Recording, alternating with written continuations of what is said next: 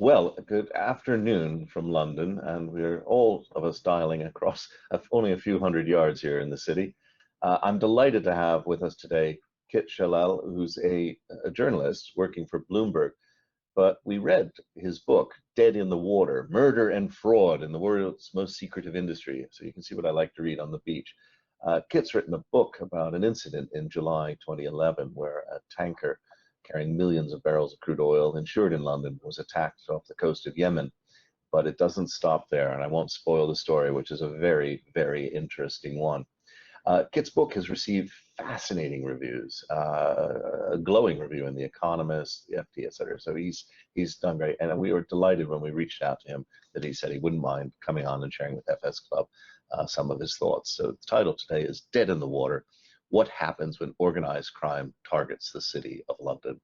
Now, you know me, I'm Michael Mainelli, one of the directors of ZM, and it is a privilege to be able to pull our club together with these various webinars, but we are only able to do so, certainly at the frequency that we do them, thanks to the tolerance and dare I say, the wide interests of our many sponsors, whom you can see here before you. Now, many of them are involved in technology and finance, obviously, but quite a few of them have got marine interests or very large marine divisions. And yet, what Kit's talking about today goes much wider in many senses, into the professions, into investigations, into the way the law works, than just the marine industry. So we'll be trying to draw some wider lessons in the discussion. Now, you know the format here. My job is to get out of the way as quickly as possible. Our principal guest, Kit, will have about 20 minutes to lay out some thoughts for you to digest. And then I really hope you've got a lot of questions today, because it is a fascinating expose of what life's really like behind the gloss of the marketing literature. That leads me to 3 points of housekeeping. Yes, the slides are available, although easier to buy the book. Secondly, if I could, may I say that this presentation will be up in approximately 2 working days. We might get it up just before the weekend, so you can share it with friends, colleagues, and relatives, and anyone in the marine sector or insurance. Thirdly, if I might, we are trying to have a vibrant conversation. That's the opportunity here today. And to do that, you type your questions, comments, observations, stories into the chat room area on the GoToWebinar facility. I'll try and relay many of those into a conversation with Kit during our final 20 minutes. Kit will be receiving all of your comments with your email attached. So if you want to get in touch with him, suggest something to him, talk to him, thank him, congratulate him, that's probably the easiest way to do so. So just use that, but we promise we'll get everything over to him. Well, just to get things moving today, we had a couple of polls we wanted to raise with you, because what Kit's talking about is basically tankers of oil. And there's a story I don't have time to tell, but it's basically the day that, believe it or not, the Georgian Vulture, I bought and sold 2 large oil tankers. That is quite a story. I don't think it happened today, but it did happen back in the early 90s. So what percentage of global cargo is transported by ship at some point in its life? Now, Kit, one of the great things about FS Club is they're out there answering, and they are very opinionated. We've already got half the audience has voted on what they think the answer is. I'm going to leave it open for just another 5 or 6 seconds. And there we go. And Peter, whenever you feel ready, you can display the results. So 30%, 70%, 90%. And Kit, the answer? It's 90%, would you believe? Wow. So 42% of our audience got it right, or 42% was the answer. Anyway, it's always the answer to life, the universe. And we'd just like to ask another quick poll just to see. So hands again on the buzzers. As of 2019, the total value of the annual world shipping trade had reached. And as a past master of the world traders, this is something that I should know, so I won't open my yap. Yet again, Kit, we've got a vibrant audience out there, and we've had over 50% voting. Peter, we'll give him just another 5 seconds. I think those buzzers are burning. Great. Most of the audience has voted, and they've come up with, oh, go on, let them know. I had to look this one up, but it is correct. It's 14 trillion. Well done, FS Club. 60% at 14 trillion. Well, with no further ado, Kit, if I may, the floor is very much yours. Michael, thank you so much for having me and for introducing me. It's very kind, and I'm happy to be here. I thought what I'd do first is introduce the book as briefly as I can. I'm going to assume no one's read it, so I'll just give an overview of sort of what it's all about. I'm not going to go into too much detail, partly because I don't want to spoil it. I know that at least one person who's listening in on this is my sister-in-law, and she hasn't finished it yet, so I don't want to ruin it for her. But I'll give enough of an overview so we know what's happening, and we can have a discussion about it. If we could do the first slide, please. So this is an image of the ship at the center of our book, Dead in the Water. It's called the Brillante Virtuoso, and it's a rusty old oil tanker like thousands of others. On this particular journey, it was transporting oil from Ukraine to China, and it just passed through the Suez Canal. And I first saw this image years ago, I think it was about 2015, and I was at a conference in the City of London in the Guildhall. It wasn't a terribly exciting conference about white-collar crime, lots of talk about compliance and things like that. I was kind of nodding off in my chair, and this image appeared on screen in a presentation by someone from the City of London Police. And he was using it to explain how difficult the police's job when it comes to transnational crime, what they call IOCs, International Organized Crime Groups. And by way of an example, he told the story of this incident, an attack on an oil tanker, a major international criminal group operating out of the Middle East. And he said that their activities had resulted in the death of a British citizen in Yemen.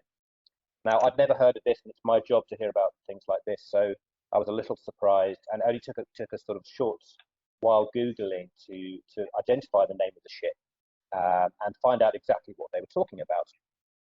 Now, so it grabbed my attention from that moment on, but I didn't know what was to come, which was the next 5 or 6 years of my life, going deep down the rabbit hole of sort of maritime fraud and the criminality that comes with it these days. So the image here is the ship ablaze, and the reason it's burning is because a few hours earlier, armed men. The ship is stationed off the coast of Aden, which is in Yemeni waters, quite close to Somalia. And a small boat approached in the middle of the night carrying armed men who boarded. They waved their guns around. They locked the Filipino crew in the television room, and then they ordered the captain to go to Somalia. And what happened over the next few hours was this strange, chaotic sequence of events where there was an explosion in the engine room. A catastrophic fire was started. The pirates scarpered and fled. The Filipino crew also escaped in a life raft and left the Brillante burning. And the damage to the ship was so severe that it was a write-off. It had to be taken away and scrapped, although they managed to salvage the million or so barrels of oil that it was carrying. But this was a major event. It was significant enough to warrant a mention in Congress in the US. I think a couple of days later, an example of how bad piracy was in the Gulf of Aden still. And of course, back then, this was the peak piracy. It was the time around the time the film Captain Phillips was set, when Somali pirates were routinely boarding these mega-sized ships, holding them for ransom, making millions upon millions of dollars. It was a major problem for world trade. And the initial explanation for this incident, of course, was that it was Somali pirates who had done this. But it was an unusual event, and I think even early on there were some suspicions about that. Somali pirates have no reason to burn what they've seized. The financial value in what they do is holding things and people for ransom. So allowing the crew to escape and setting fire to the ship was commercially nonsensical for them. There was no reason for them to do it. And Somali pirates also don't really operate at night hard enough to scale the 50 or 60 foot of a moving steel tanker using grappling hooks while the thing's trying to get away from you. To do so in the middle of the night, would be extremely difficult and dangerous. So they don't normally do it. And so, there was this major insurance dispute. The insurers who were on the hook for $100 million or so disputed that this was a real sort of pirate attack, and over the course of the next 3 or 4 years, there was this incredibly adversarial lawsuits, sort of fight to the death between the insurers on one side and the Greek shipper on the other. And behind the scenes, there was death threats and beatings in Piraeus, and things got very dangerous. And in the course of our book, we explore all that and try and unravel the real story of what happened, who did it, and why.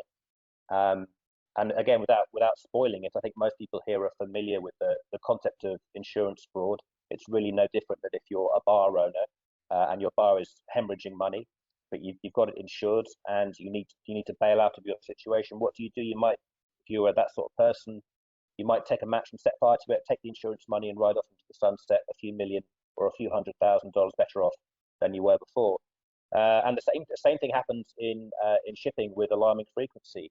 It used to be the most common way to get rid of a ship once it comes to the end of its life. You scuttle it, you send it to the bottom of the ocean, or you set fire to it, or you just open the portholes and let it sink. This is actually one of the oldest of all financial crimes. It goes right back to the ancient Greeks, who sort of pioneered it as a method of squeezing money out of ships that were no longer useful. So that's the theme, an overview of the book. If we could go to the next slide, please. This gentleman is David Mockett. He was a British marine surveyor based in Yemen, and he was one of the people tasked by the insurance industry with finding out what really happened on board this ship. There were some doubts about the piracy story early on, and after only a few days, he managed to get aboard the ship and do a marine survey, take pictures, look for damage, try and find out what had happened. And what he found confused him, because he didn't see any signs of piracy that he was expecting to see. He didn't see any marks from rocket-propelled grenades. He didn't see bullet holes. He was confused about the timings, the same as everyone else. And he came back and he wrote an initial report that he sent back to London to all the insurers of the vessel, saying, this doesn't look like piracy. I'm not quite sure what it is, but I'm going to need to investigate further. And this was his job. This is what he did for a living. He was a very well-connected person locally. He knew the power brokers in Aden, and he was going to go away and talk to his contacts in the marine world, in the local government, in the Coast Guard, and try and get a clear understanding of exactly what went down and why this event looks so strange. But unfortunately, he never got the chance to finish his investigation because he was assassinated a few days after coming back from the Brillante Virtuoso by a car bomb that was placed in his vehicle and killed him instantly. If we could go to the next slide, please. This is David Mockett's car immediately after the bomb that killed him. As you can see, it's burned, it's badly burned, but the damage is not extensive. This was a very targeted incident. They only wanted to kill David Mockett. Actually, this type of device, a sort of remote-operated small TNT device that can stick on the underside of a car, is used fairly often in Yemen, but it's normally used in political assassination rather than terror attacks. So there was an inquest in the UK after David Mockett was killed, and again, just like with the misunderstanding about the piracy in the Brillante Virtuoso, the initial explanation from the British government and from all the media sources was that David Mockett had been killed by one of the many terrorist groups that operate in Yemen.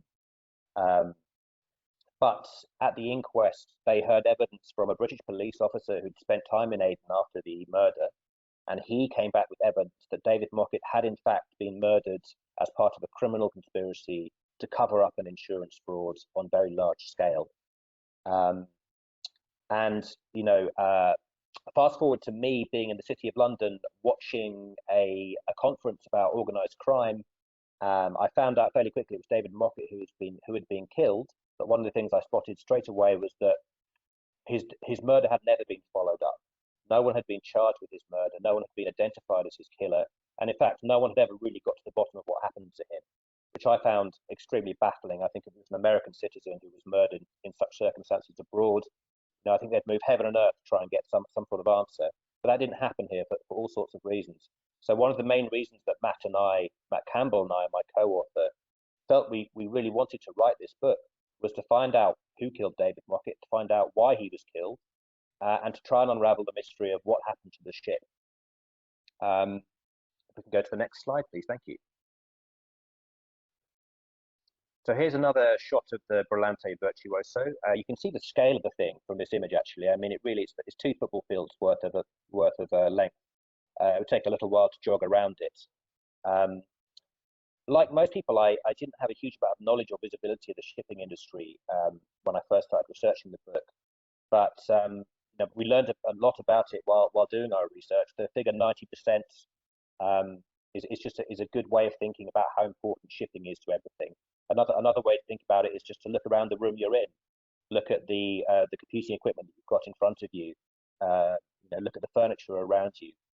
It's highly likely that all of that stuff at some point was transported by ship, likely from Asia to markets in Europe and the West. It's more vital to global trade than it's ever been at any point in human history, and yet people don't really understand how shipping works, and who owns the ships and how this world operates. I'm going to read a little bit from chapter 2 of the book, just to sort of give an example of this.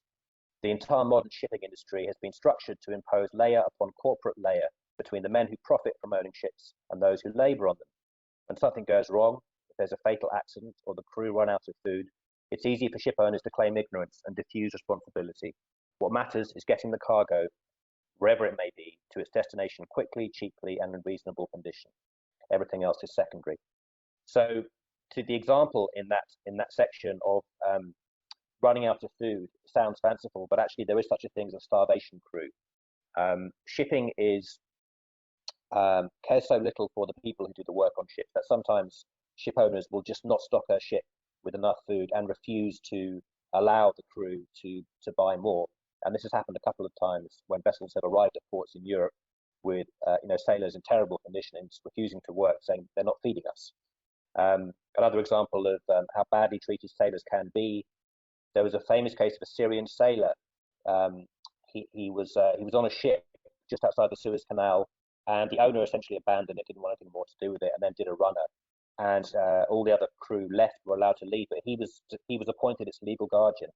And so he stayed alone on this gigantic tanker for 4 years by himself, nearly went insane in the process. So that's shipping. It's a world not many understand, but the more you dig into it, the more interesting and sort of odd it becomes. And just take the example of the Brillante Virtuoso itself, which is by no means an unusual ship in the way it was structured, but it was owned by a company in the Marshall Islands. The real owner was a family based in Greece. It was flying the flag of Liberia and West Africa, and its crew and officers were all from the Philippines. So, and it was chartered or hired to carry oil by a logistics firm in Cyprus, and the oil itself was owned by a trading firm in Switzerland and Monaco. So already you've got 7 or 8 nation states there who have an interest in what happens on this one vessel. And when something goes wrong, there's a real question as to whose responsibility it is.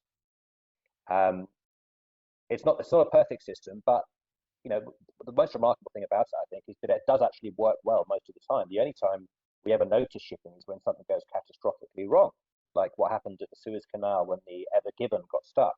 And for a space of 6 days, all anyone could talk about was the ship in the Suez Canal. And suddenly we were being thrown all these figures about how vital shipping is. And we were noticing the shortage of goods. We were noticing that things were taking longer to arrive. But most of the time, shipping just does its thing in the background, and we don't notice it. But you've got a situation where there's a complete lack of transparency and scrutiny. You've got layers upon layers of offshore shell companies, and anonymous ownership is routine. And you've got minimal law enforcement. It's just almost impossible for police to operate outside national borders. So in general, they don't try. So it's not hard to imagine why shipping has become such a perfect breeding ground for organized crime, which it has, as we found out in our book. I don't know if anyone watching ever used to watch the David Simon series, The Wire, and I think it's series 2 that's set in the docks. You might remember a character who's only referred to as the Greek. He has no name, and even his associates don't know his name. He runs a human trafficking and drug smuggling empire, completely ruthless character. The Wire's creator, David Simon, called him the embodiment of raw, unencumbered capitalism, which is a good way to describe international gangsters, really. We were astonished to discover that people like the Greek really do exist. And me and my co-writer came across quite a few of them when we were investigating what happened to this ship. Next slide, please. This gentleman is called Marius Iliopoulos. He was the ultimate beneficial owner of the Brillante Virtuoso. although it took the insurance companies that covered the vessel, a good few weeks to discover that that was the case. It wasn't immediately clear. His ownership was concealed by various shell companies, but eventually they found out it was him. And he owned 7 or 8, a fleet of 7 or 8 very large oil tankers that do their business on the open ocean. And he is also the owner of a popular tourist ferry service called Sea Jets, which ferries tourists and locals on a fast ferry service between Mykonos and the mainland and places like that. So he's an establishment figure in Greece.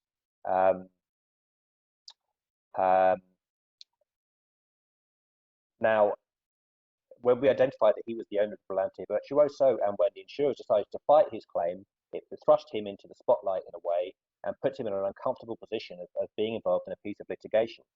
And again, without spoiling things, the upshot of this lawsuit was that a London judge found that he had in fact orchestrated the attack on the Brillante Virtuoso. He and his associates had recruited men to act as pirates and to burn the vessel beyond recognition. It was just an astonishing thing for a London judge to say about such a prominent businessman. But he's never been charged with any crime. He's never been convicted of any crime.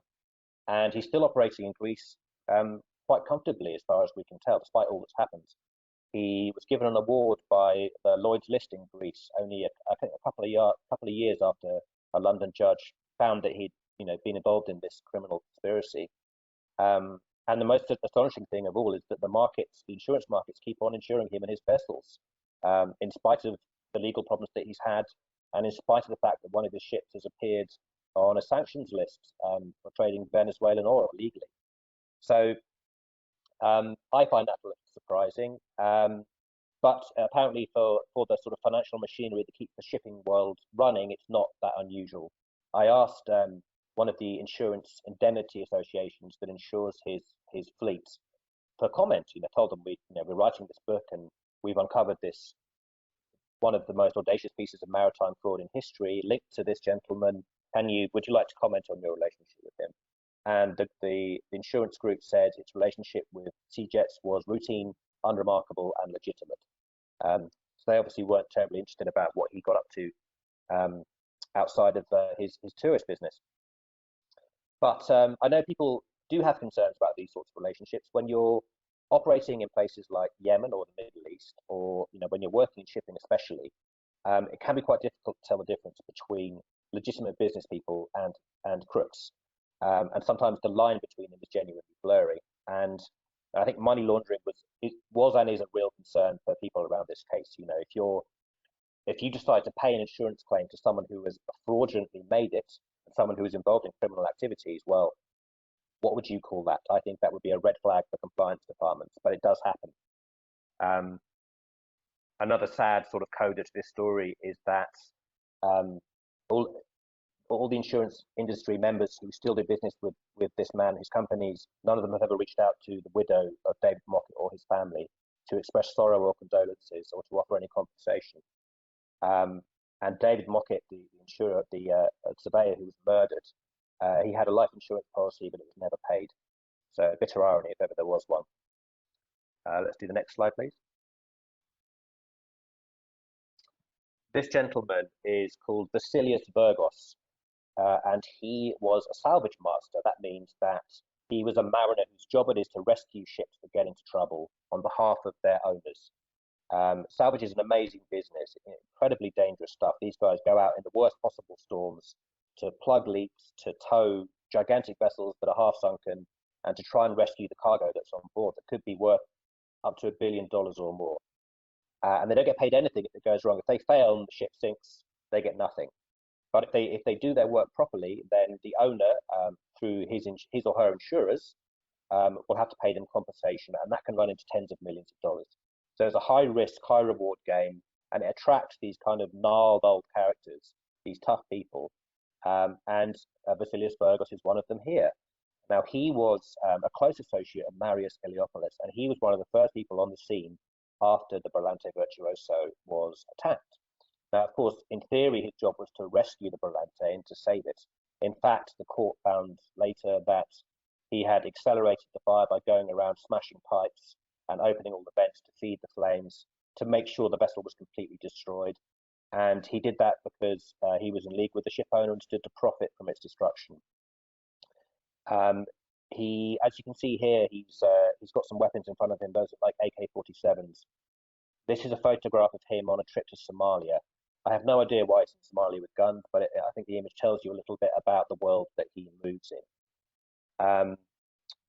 Burgos was one of those people that we had to contact in writing the book. Obviously, he had lots of people pointing fingers at him as being one of the masterminds behind this conspiracy. And we managed to get his number. Apparently, he drove a red Humvee around the streets of Greece. And so we sent him a document with all the sort of the things that we were intending to report in our book about him. And his initial response was a weeping with laughter emoji. He didn't seem particularly concerned about what we were doing.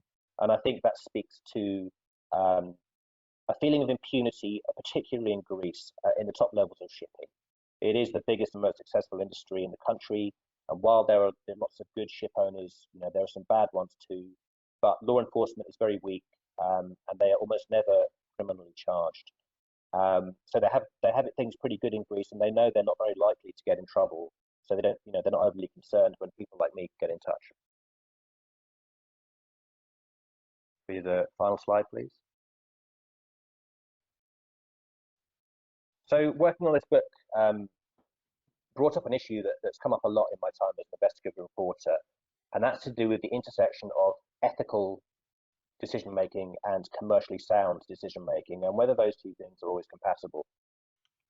If you're a major insurance conglomerate, or you're an oil trader, or you work at an international bank, or even if you're a lawyer, there's a good chance, especially in London, you're going to have a chance to do some business overseas.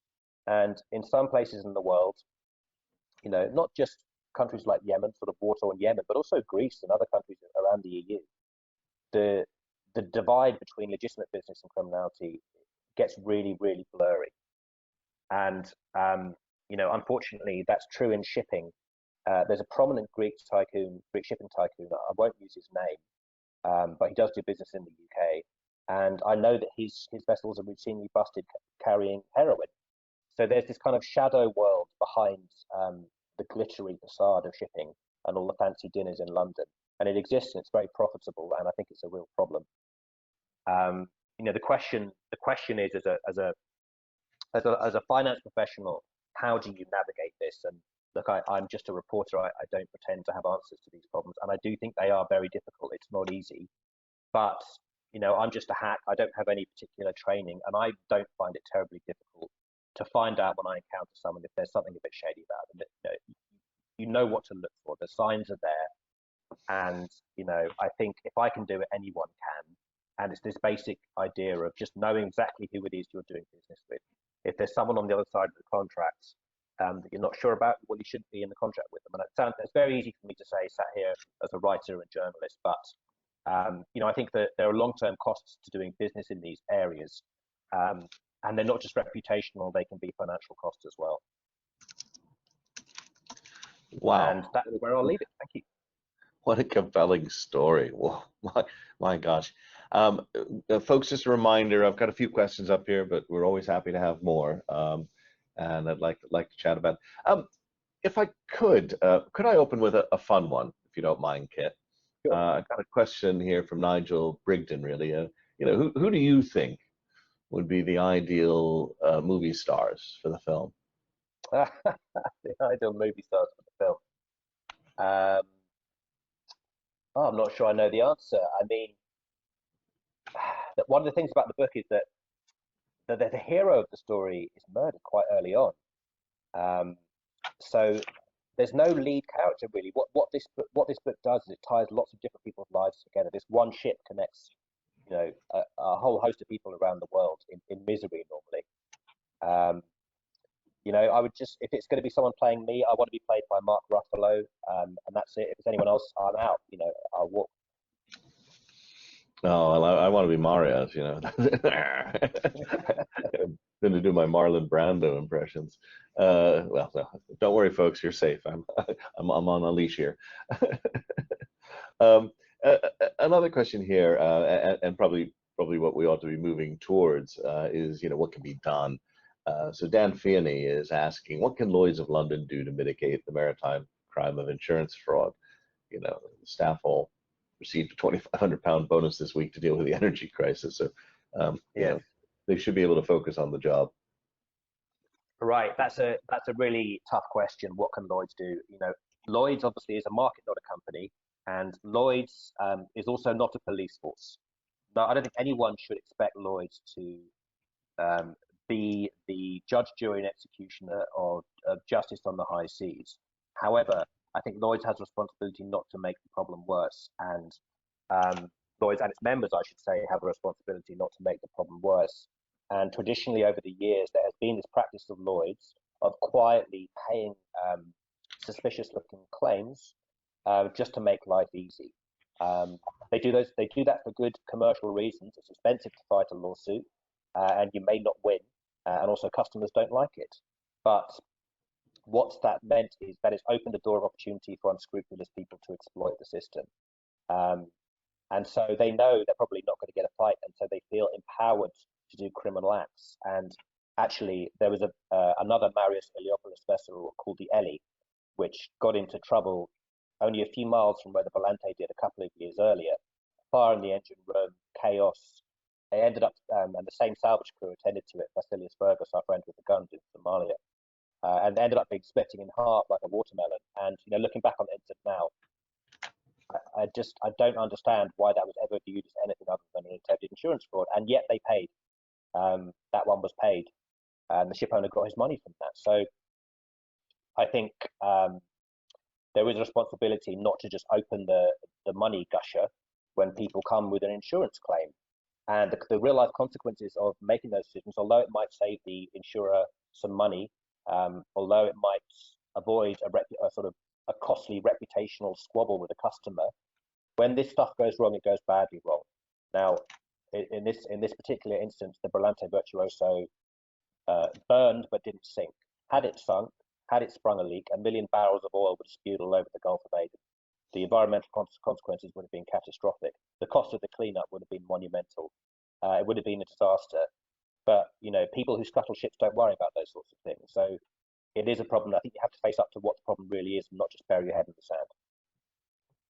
sand. Yeah, it's quite serious. Actually, speaking of the situation down there in Yemen and all, I was in Djibouti in October, and one of the interesting side effects of the Somali and Yemeni pirates was that the seabeds around there have recovered, and there's now magnificent scuba diving. So, and they're starting a tourism industry on it. So it had a small plus to the environment, but you're absolutely correct. Had there been a spillage, it would have been exactly the opposite. Exxon Valdez in the tropics, I guess. Now, you spoke about Mark Ruffalo as a very apt choice. And Charlotte Dauber Ashley is asking, is there no international policing or regulatory body that investigates crime in the shipping industry? Or more accurately, I mean, to me, one of the things I would be looking for if I was in the Lloyd's market is just information that this guy is seen to be dodgy, a bit of blackballing, I know. Right. But I can't wait. What was it? A decade for a journalist to bring out a book to tell me that this guy is somebody I probably shouldn't be doing business with. It's a very good point. I mean, for whatever reason, and maybe someone at Lloyd's could explain this to me, but they've never tried to. It's relatively common for Lloyd's syndicates to enter into multi-million-dollar insurance contracts with corporate entities where they don't know who the person at the end of it is. It'll be a Marshall Islands company or a Panama company, and they might not know who beneficially owns the vessel. To me, that's insane. It could be Al Qaeda on the other end. You have to know who you're doing business with. So, yeah, I think that's a real problem. I don't know why that situation is tolerated, and I don't think it would be terribly difficult to fix. As for the police of the ocean, the short answer is there is no police force for the ocean. Even if there were, it would be impossible for it to operate because the ocean is vast and unpoliceable. What happens on vessels is governed by the laws and regulations of the flag the vessel is carrying.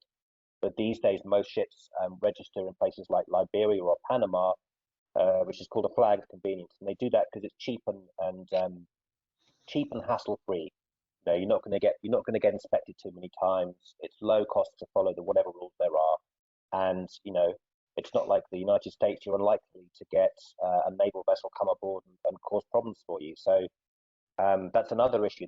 It's a whole sort of miasma of problems that lead to this environment where really the law just doesn't apply in the way that you hope. Well, over the course of my professional life, 4+ decades, I've actually done a fair number of investigations of various forms and fraud. I've had my share of things. My car got firebombed in Prague. Fortunately, I had left it about 2 minutes earlier. And I know the dangers that you get in these, the threats, the stuff. And in fact, it led to, in my late 20s, my first rule of business: nobody gets killed. And people laugh at me, but sadly, I've seen a number of places where, money is big and people get killed in all sorts of horrible ways. And so one of the questions I had for you, but also Clive Bullen asked it in a related fashion, is, are you worried about revealing some of these facts given the past responses? And my addendum to that would be, did you feel as a journalist in any way hampered? I know when they make the film, there's always that silent corporate wall, but was it more just people not knowing what was going on? In answer to the first bit, yes, a little. I think the risk to journalists is generally overstated, mainly because we're such high-profile people. Well, I mean, I'm not particularly high-profile, but I'm more high-profile than just a Filipino sailor. So it's a big decision to go after a member of the press, and it brings a lot of heat. And for that reason, it doesn't make a lot of sense to do so. I never personally felt threatened. I never received a threat. But one of the horrific things about this story, and the thing that made me lose the most sleep, was that the people we were talking to were in danger. Half a dozen people were put in real physical danger as a result of asking questions about this ship, not just in Yemen, but in Greece and in other places in the Middle East as well. There was a real sense of terror about talking about it. We were trying to work with people in Yemen. I found a freelance journalist in Yemen who agreed to look into the project, and he went away and spoke to someone who knew the country well and said, "Look, I want to look into the mystery of this ship, the Brillante Virtuoso." And the guy had heard of it and he said, "Don't do it. These are bad people. It'll cost you your life." And that's Yemen. Things got very bad in Greece as well, as you'll see if you read the book.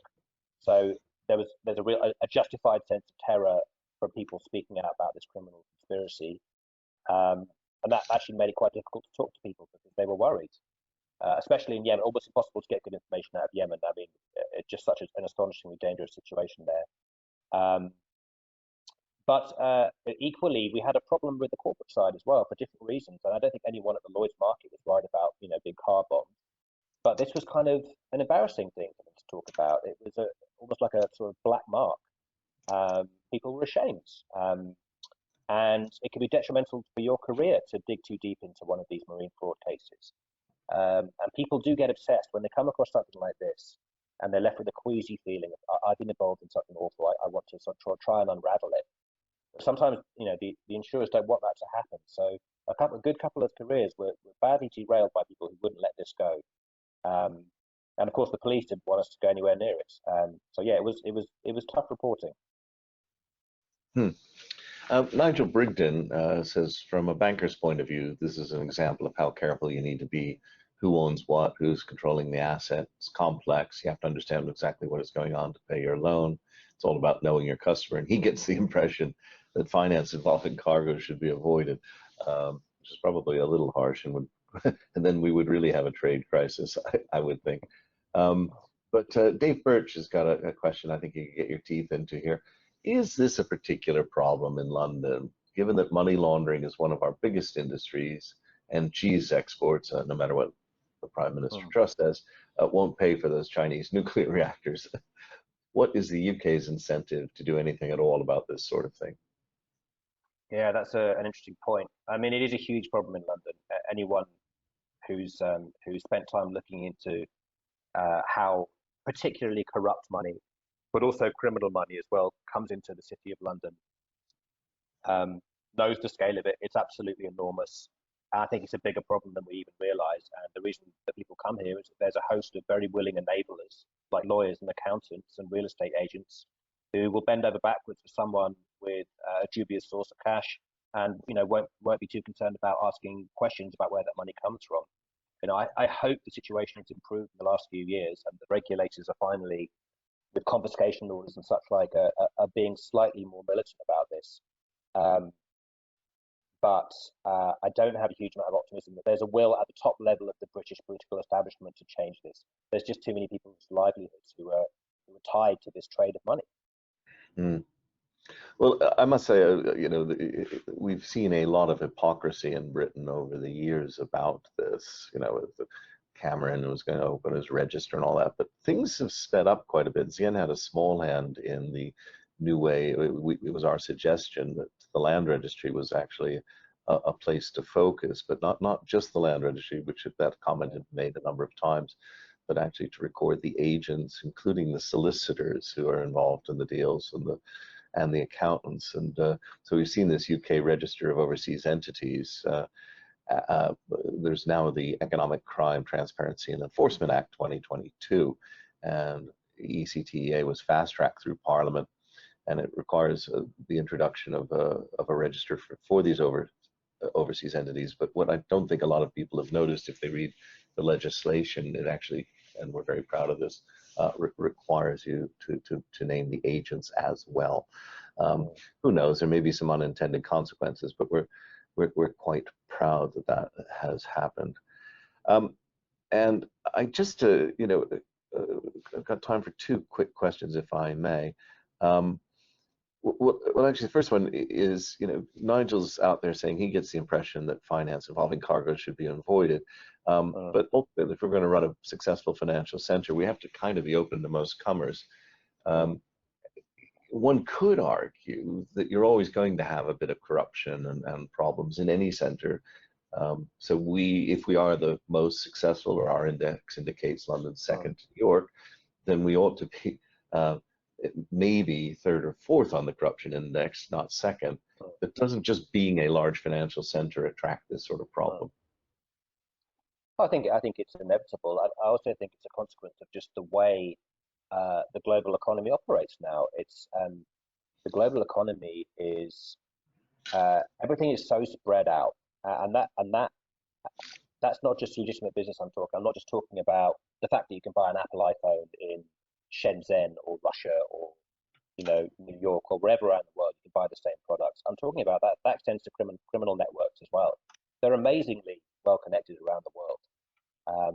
And it's so very simple to move money from one place to another. I actually think there's a limited amount that any one country can do about that particular problem. I should say, not all ship owners and not all of those involved in maritime trade are as corrupt as some of the individuals in our book. There are really impressive, really dynamic entrepreneurial ship owners who run excellent businesses. It's a very high-risk business, but it can be a very high-reward business. And it has been over the last year and a half as cargo rates have gone through the roof. I'm not saying it's a business that we shouldn't be in.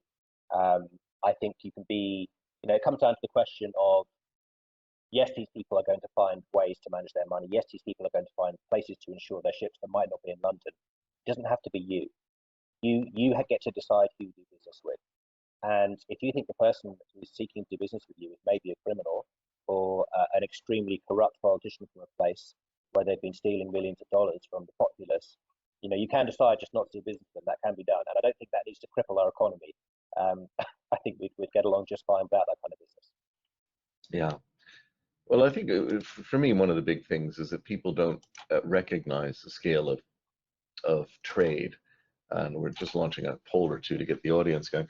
But trade is responsible for almost 2/3 of the improvement in living styles that we've had. Folks, the questionnaire is up there if you want to answer. More than technology. And again, as we're having these productivity debates, and productivity has been flat or close to flat in a population sense for decades now, it's interesting to me that people don't recognize that with that comes globalization. We did a big study on anti-fraud, in fact, earlier this year, and a webinar on that as well. But it came across most clearly there was the fact that it was actually globalization that was the issue here, if you see, and there's no denying it. So we need to get our heads around it. Now, we also wanted you guys to have a guess at the cost of a very large crude carrier. Do you want to tell them the good news? The answer is 150 million. I know that's a lot more than it used to be. Yeah, but it's still a good answer from our audience. But we then had an interesting one as well, and you can then begin to see why these cargoes are so important. What is the current oil cargo price of a fully laden VLCC? And again, the great thing about FS Club is that they're quick here. What was this one again? Was it 120 this or 160? Ah, you've given it away. I'll have to share what they've got here. Yeah, we worked it at today's price, which is about $80 a barrel, about 120 million. So our audience is pretty close on that one. So not bad at all. Now, one of the things that I thought we could do as well is just to close, if I may, with something that I think came up interestingly. Misha Glenny, whom I'm sure you know, wrote his book McMafia back in 2008. And he had a quote on the back by Balzac, supposedly, that Hugh Purser has brought to our attention. And Hugh, that was actually the quote I was going to close on. So in my execrable French, le secret de grande fortune sans cause apparente est un crime oublié, parce qu'il a été proprement fait. The secret of great fortunes without apparent cause is a crime forgotten, for it was properly done. It's out of Balzac's book Le Père Joriot in 1835, although as Hugh and Misha say, it's probably just better rendered in English, as behind every great fortune there lies a great crime. And as we go here, somebody seems to have gotten away with a fortune and a great crime at the same time. And I think it's wonderful that you've exposed it, wonderful that you shared it with us today. Honestly, folks, a lot more to read in the book, and I certainly won't spoil it for your sister-in-law. Meanwhile, thanks as ever in three formats. Firstly, to our sponsors who allow us to range widely and freely. I don't think many financial programs would be probing into a book over a decade long of investigation, but I think it's very worthwhile and a salutary reminder that we still have a lot of work to do. Secondly, if I may, thank you, the audience. You've been wonderful today. Really good, vibrant stuff, very good comments and observations, all of which will be sent to Kit. But Kit, most importantly, may I thank you. It was so kind of you to come on and share with us your book and maybe ruin a few sales, but for the sake of getting the wider message out, but hopefully you gain a few sales in doing so today. So with that, I'm afraid we'll have to close today's session. Thanks to everyone, and we hope to see you on another program soon, which you can see simply by visiting the website. Thank you all. Thank you, Kit. Thank you, Michael.